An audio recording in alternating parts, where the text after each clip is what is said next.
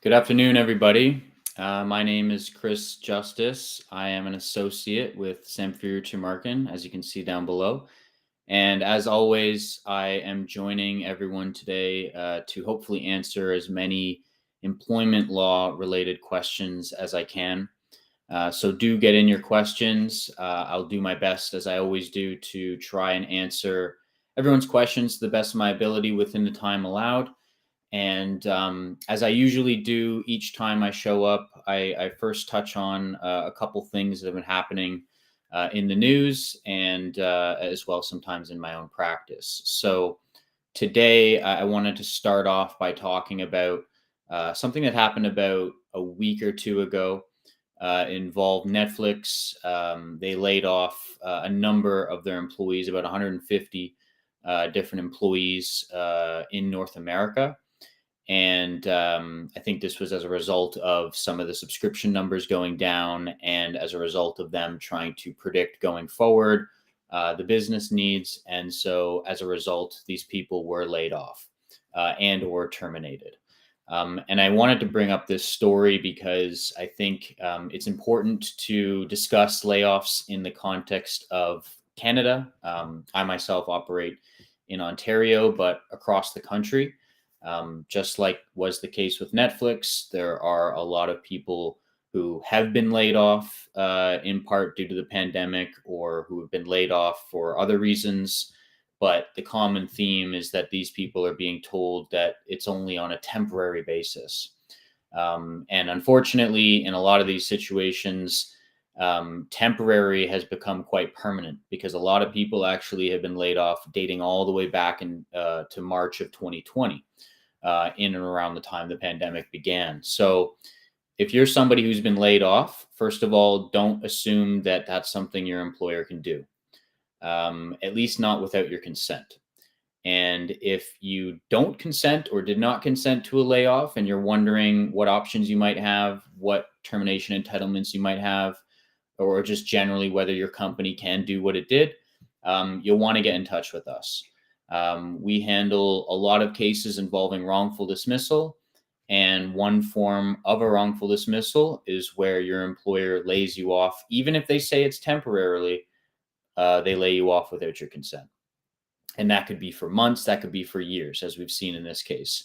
So you want to get to us ASAP because unfortunately, if you wait too long before taking action or before speaking with a lawyer or realizing what your rights and entitlements are, then even if you did have a case before, because of the amount of time that's passed, you won't have a case anymore. So time is definitely of the essence, and you don't want to wait around. And it's always best to get some information at least ahead of time so that you're not at risk. But if you're somebody who's been laid off and you're wondering how long it could go on for, or you're looking for severance, there's a very good chance that actually you will be entitled to severance. And as somebody who may be at a company for a long, long time, your severance entitlements could reach as high as 2 years worth. So we're not talking small amounts of money potentially. But even if you're a short-term service employee and you've been laid off, your entitlements could still be quite significant. So I just wanted to start with that and again, kind of link it back to that Netflix story. But having said that, I will maybe touch on another news piece. But before I do, I will actually get into some of the questions from you guys. So I've got the first question from Polly on Facebook. Polly is saying that they are on a sick leave. And it's been less than a year that they've been on a sick leave. But they've noticed that their employer has posted and filled their job with a permanent employee. I guess the idea here is that you go off on sick leave and then you find out you've basically been replaced. Now, there is a question as far as on what basis have you been replaced? So in Polly's case, it's mentioned that the job has been replaced by a permanent employee. So I guess the question in that case would be, well, if Polly returns to us from a sick leave back to work, and they've already got somebody doing Polly's job, what's going to happen there? Because if you're an employee and you're on a sick leave, you have, generally speaking, job protection. You are generally expected, or the reasonable expectation would be you go back to the job you had before you went off on your leave, and your employer has to generally accommodate that, or at least something very similar to the job that you had. But if you've been essentially replaced while you've been off and you don't have a job to come back to, and your employer is telling you that, we don't have a position for you, well, then clearly there's a termination that's occurred there. And not only that, because it was a termination that happened in the context of someone being off on a medical leave of absence, there could actually be the potential for additional human rights related damages for that termination. Now, if Paulie comes back from sick leave and they don't have Paulie's job, but they have something very similar to it, then Paulie may actually be obligated to take on that role. But it's going to depend on how significant of a role it is. So one of Paulie's questions is, does human resources have to place me somewhere else? And again, they have to give you normally your job or something similar to that. But if they place you into something that's considered significantly different from your perspective, don't assume that you have to go back to that and take on that job. And it's better actually to talk to a lawyer before you do that. Because if you come back from a medical leave of absence or a sick leave and you end up taking on that new role and change your mind later on down the road, it could be more difficult for you to kind of reverse the situation or to get the severance that you're entitled to. So yes, human resources do typically have to place you back into the workforce, but it's going to come down to what kind of job they have for you, and whether you're willing to accept that, and if not, what your options from there would be. Paulie mentions that when they asked about what job they would be placed in, they were told that they would have to apply to jobs just like everybody else. So that's an interesting comment from your employer. You're off on a medical leave of absence and you're set to return from that medical leave of absence, but your employer says, well, actually, we can't guarantee you that position. You're going to have to apply like everyone else, almost like a new employee. And generally speaking, that's just simply not allowed. That's not something your employer can get away with. As I say, you have general job protection. So you shouldn't ordinarily be going and competing with others to get your job back when you were already an employee of that organization. So it seems like there's a lot of issues there, Paulie, and it would be beneficial to give us a call to flesh some of those issues out. But it does seem to me like there's a case of a failure to accommodate and potential human rights issues down the road. So definitely something you want to, as I say, speak to a lawyer about and get some more information on. But thank you for your question, Paulie. I've got some comments from Best Steve Yet on YouTube. And the comment is, the first comment that Best Steve left was, "Hi, I'm in a workplace investigation for the harassment of an employee. This employee claimed that," I think, Best Steve, you're saying you were commenting on, or it's alleged that you were commenting on an employee's sexuality, claiming that someone was bisexual, and perhaps this employee commenced a harassment complaint against you for a comment or an alleged comment like that. So that's not, I'll say, unusual in terms of if somebody believes there's been a situation of harassment. First of all, you're going to have to look at the company policy, because there should be a policy that actually defines what harassment is. And if in the eyes of the company, your comment, if it can be proven, was even made, or if it in fact was, if that meets the threshold for harassment within the company's policy, then naturally they're obligated to investigate, look into it. And you're saying that the employer came back and ultimately found that it was not discrimination. So that can happen. There can be an investigation done by an employer after a complaint is made about harassment, discrimination, bullying, etc. As I say, normally employers are obligated to investigate these concerns, assuming that most of them have merit, at least to some degree. And then they, of course, have to come with a conclusion. So in Best Steve Yet's case, it seems like the employer ultimately claimed or determined it was not discrimination. Now, in the event that it would have been discrimination, that's definitely something that's obviously a potential issue. There would then be, I think, probably a disciplinary process in place. So again, best starting point is to look at the contract, to look at the company policy, and kind of follow through with the process that's set out in that policy. So after a finding of discrimination or harassment is made, if it is made, assuming there's the evidence there, then there may be a warning given, there may be an apology issued, there may be a number of things that are mentioned in the policy that you want to look at. And this, of course, assumes that there's merit to those complaints. If you're an employee and you've been complained against and you don't feel actually that you harassed anybody or bullied anybody or discriminated against anybody, then just like in any situation where you object to something like that, you're going to want to make sure that's on record.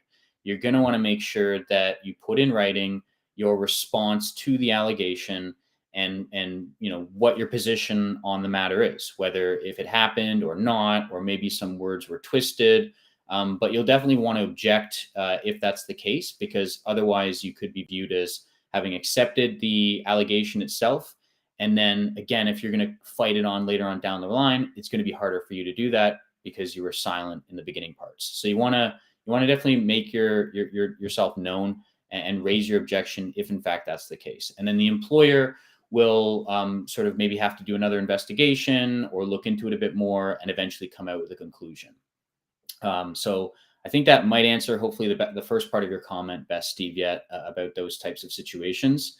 Best Steve Yet also followed up with another comment saying they also asked a question: do you think you could speak generally about diversity and inclusion instead of your own experience to make others more comfortable? I'm filing a human rights complaint. Okay, so sorry, Steve, maybe it's you who was subject to the complaint or the harassing comment.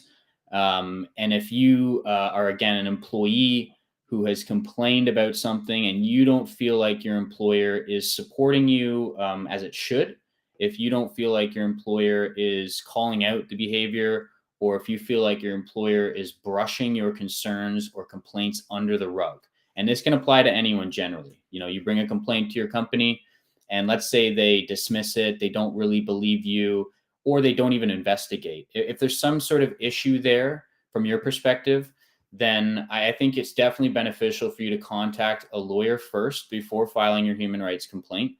At the very least, you'll want to have information about the process, about the risks, about sort of the evidence that you might need to prove your case, to put yourself in the best position possible. And you may also need to do some more communication with your employer to sort of help build your case later on down the line if you decide to pursue something. But I think before you do any of this, because it seems like it's a very sensitive matter and also something that seems contentious, the employer may not be taking your side. I think it's best to contact a lawyer first before making any major decisions. And then I think we can hopefully kind of guide you through that process and make sure you preserve all your rights and your entitlements. But thank you for your comments, Steve, about that. Continuing on, thanks everyone for their questions. I've got a question in from Carrie Smith on YouTube who's asking, I'm currently on medical leave, but would be able to return to work remotely. However, my employer is not providing any accommodation for this. Can my employer refuse to accommodate me working remotely from home? So I guess the question, Carrie, would be, is there something about your condition that prevents you from working in the physical workspace? Because if you have, let's say, a disability and you are not able to perform your job in the physical workspace, but as you've kind of pointed out, you can do your job from home and you've got the backing from your doctors on this, then the employer is going to have to give best efforts in trying to accommodate your situation. And I think if you can do your job from home and it's not a significant cost to the employer otherwise to have you work from home, and you're just maybe physically, mentally, emotionally incapable of being in the actual office, and you have that support, then I definitely think that your employer has to do everything it can to accommodate you. And if your employer is refusing to accommodate you in those circumstances, based on what I just mentioned, then there could easily be a good chance that there's an unjustified refusal to accommodate. Your employer may not want to accommodate you. It may be an inconvenience to your employer, but that is not going to be enough to justify, generally speaking, your employer to not accommodate you, or anyone for that matter. So if that's the case, Carrie, you'll definitely want to get in touch with us, because this could involve a failure to accommodate. I think we were talking about it earlier on today's Q&A, and also involve human rights concerns for failing to accommodate based on a verified medical condition. Now, if, Carrie, you are capable of going into the office and you simply prefer to work remotely from home, then that might be a bit different of a situation. Unless there is something in your contract that you signed that would allow you to work from home indefinitely, even if you can do that, your employer would generally have the right to call you back into work. So I think this medical leave and this medical component, it is a key part in putting a lot more pressure on your employer to do something versus somebody who simply wants to work from home. And actually, this can apply. I'll make a general point. I know a lot of people have been working from home for a couple years now, upwards, and able to do their job 100%. And they're being asked by their employer, told by their employer, to come back and start working in the office again. And they say to me, Chris, this makes no sense. I've been working here. Why do I need to do it? As much as it may not make sense, if you were working in the office before the pandemic, for example, or before you started working remotely from home, and it was only because of the pandemic that you began working from home, then your employer will generally have the right to recall you back. So you don't want to say no to that if your employer is insisting or asking you to come back into the workplace, because that could be viewed as potential insubordination and create a whole other host of issues for you. So if you're being pressured or told to come back into the workplace and you don't want to, and you're wondering what your rights and options are, aside from what I just mentioned, definitely want to give us a call before you do or say anything that might end up really damaging you later on down the line. Because again, I think one of the main benefits of these Q&A sessions is to hopefully arm all of you with more information so that you can make better choices to protect yourself in the future should things occur or go sideways, I guess. But hopefully that answers your question, Carrie, and any others who might be in a similar situation. I've got a question in from Rob on Facebook. Rob is asking, can my employer, I think he means, add 2.5 hours to my work week with no compensation, as I'm a salaried employee? So the question, Rob, is, does your employer have the right to make significant changes to the terms of your employment without your consent? The answer to that is no. But in your particular case, is the additional 2.5 hours to your work week, which would be, if you're working 5 days a week, 30 minutes extra a day, is that going to be viewed as a significant change to the terms of your employment? And there's at least an argument that the answer to that would be no, that it wouldn't be significant enough. Also, when you factor in that you're a salaried employee, a lot of times employees who are paid a base salary and not an hourly wage, there is sometimes an expectation to be a bit more, we'll say, loose with the hours or flexible with the hours. So that could come into play. And the other thing I'll mention, Rob, is it could also depend on what your contract says. For example, you may have a contract that you signed that says you have to work Monday to Friday, 40 hours a week, or as needed. Or there might be some section in your contract that just basically gives your employer a little bit of leeway to add some hours to your plate. Not too many, but some. So I won't say that changes can't be made. It's just got to be significant. And I think it'll depend on the context, Rob. So again, this may be a situation that you'll want to contact us and schedule an actual consultation for, just so that we can get into a bit more of the nitty gritty as far as the contract and maybe what the expectations for both you and your employer would be based on your context with them. So do definitely follow up with us. I'd be interested in trying to see what I can do to help you out. So hopefully that answers your question though, Rob. Thank you very much.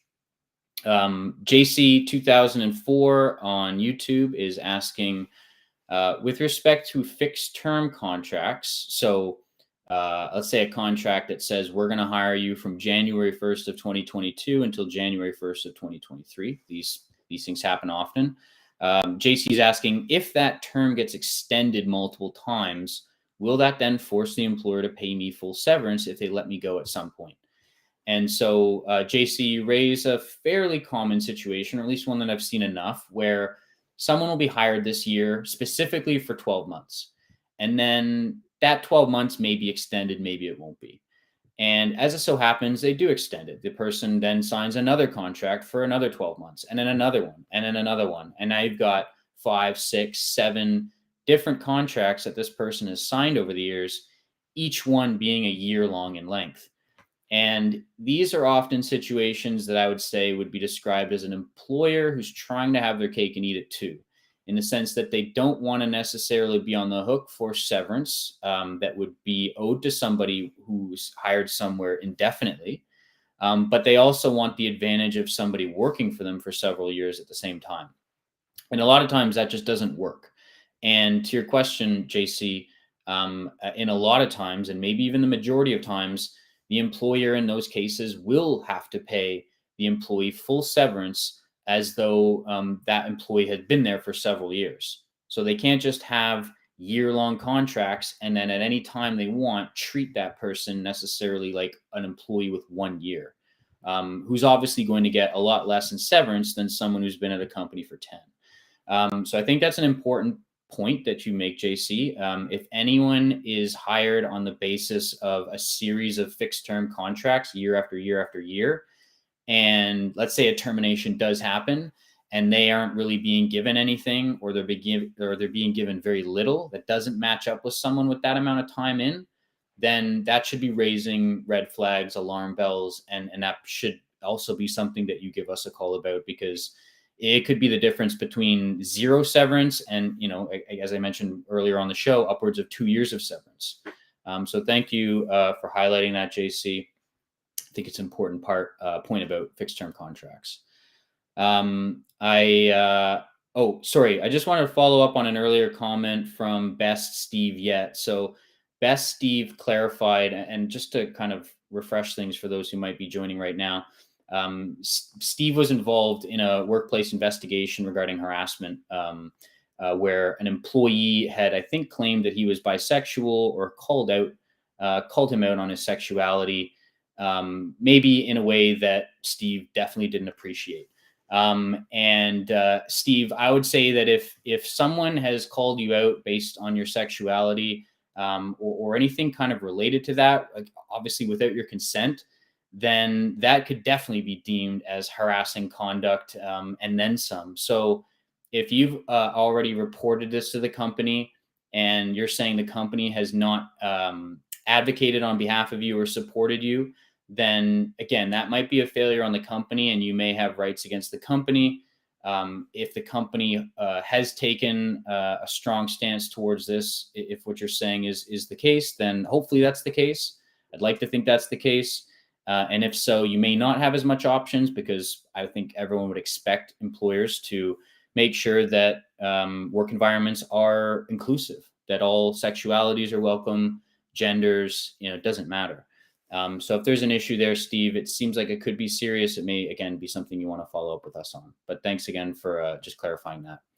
I've got a question from Diana or Deanna on Facebook, who's saying that due to recent power outages, her work was not able to open. Diana was able to deal with rescheduling clients and contact patients. What are employees entitled to do when dealing with closures but doing work from home? Am I entitled to be paid for that time? Good question, Diana. I mean, obviously, if you're doing work, you want to make sure that normally you're getting paid for it.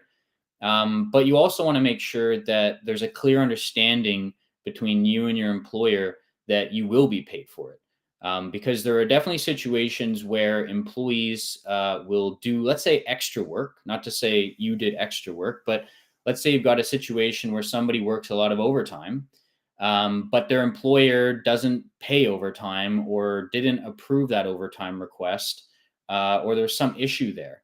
Well, that could mean that you did more work, but it could also mean that your employer may not be obligated to pay you for that work because there wasn't, like, I guess, a mutual understanding there. So it kind of does depend, as it always usually does, on case by case basis. Now, Diana, you were saying you were able to do work despite the work outages.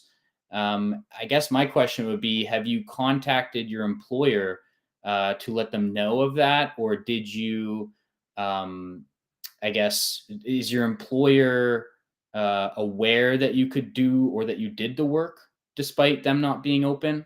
That could be helpful.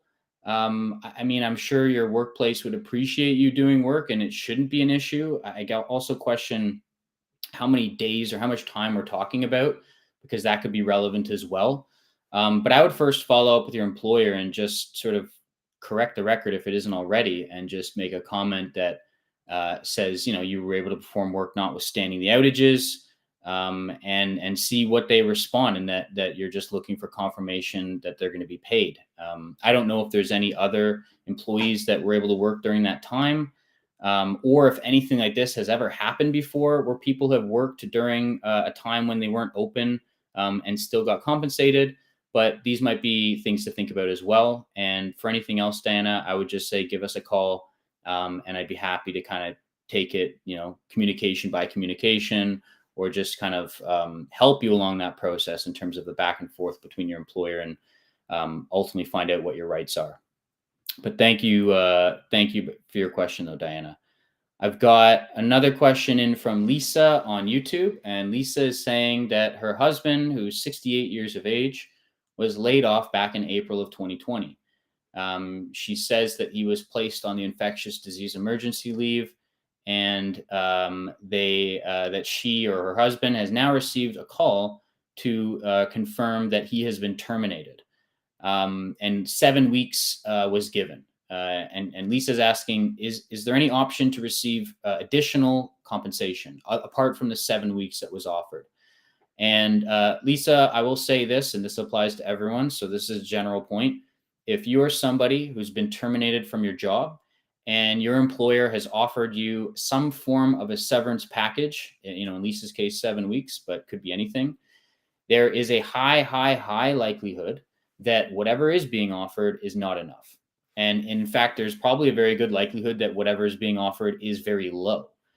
So Lisa, when you ask if there's any option to receive further additional compensation apart from the 7 weeks that's being offered, I would definitely say you have good odds to do that, to get that.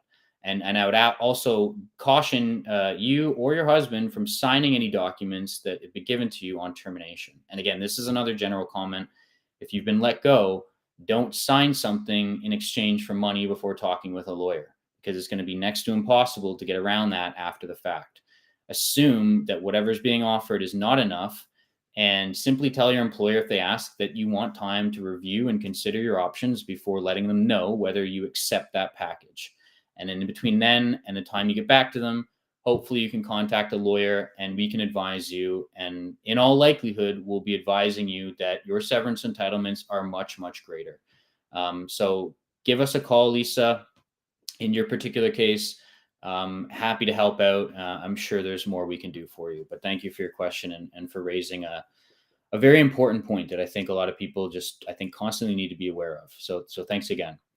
I've got another question, and again, thank you everyone for your questions. I've got another question in from Coors on YouTube, who's mentioning that they work for a big bank. They can come back to work now. In November, some unvaccinated had to come into work. Some unvaccinated were not allowed to work at all. Coors is mentioning they've developed mental health issues, and they're on medication, and they're asking if there's any recourse. So, Coors, it's a bit tough for me to give you a full picture of what you need to do, because there's some blanks that I think need to be filled. But it seems like maybe you are unvaccinated and you were placed on a leave of absence, maybe an unpaid leave of absence, as of November of last year. And if that's the case, and you're someone, doesn't matter if it's Coors or somebody else, that's been placed on an unpaid leave of absence for not complying with their company's vaccine policy, give us a call right away. Don't wait until a termination happens, potentially down the road. As soon as as soon as your company stops paying you money for not complying with their COVID policy, give us a call. There's a good chance that at the time they did that, they did not have the legal right to do so, that there was not a mandate in place that requires vaccines across the board at your company. And because of that legal technicality, there's often a good chance for someone in those situations to get severance just as though they were terminated in the situation that Lisa was talking about with her husband. A termination can take many forms. It can be almost a forced resignation. It can be an unpaid leave of absence for failing to comply with policy. It can be an actual termination where someone says, hey, you're being let go. It can take many forms. And I think people need to realize that. So, Coors, I think your situation is one that needs a bit more fleshing out. It doesn't seem like you are able, ready, or willing to come back to the workplace on account of mental health issues. And that may also be something that you can point to in refusing to go back. If you've got the backing, again, from your doctors, I think it's important when people claim medical issues, if they can, to get the evidence and the backing from their doctors. But if you've got that backing, and as a result of what's happened to you in the workplace or outside of the workplace, you're not in a position to go back, then ordinarily your employer is going to have to accommodate, going back to their duty to accommodate. So you likely do have recourse, Coors, and you likely do have multiple options.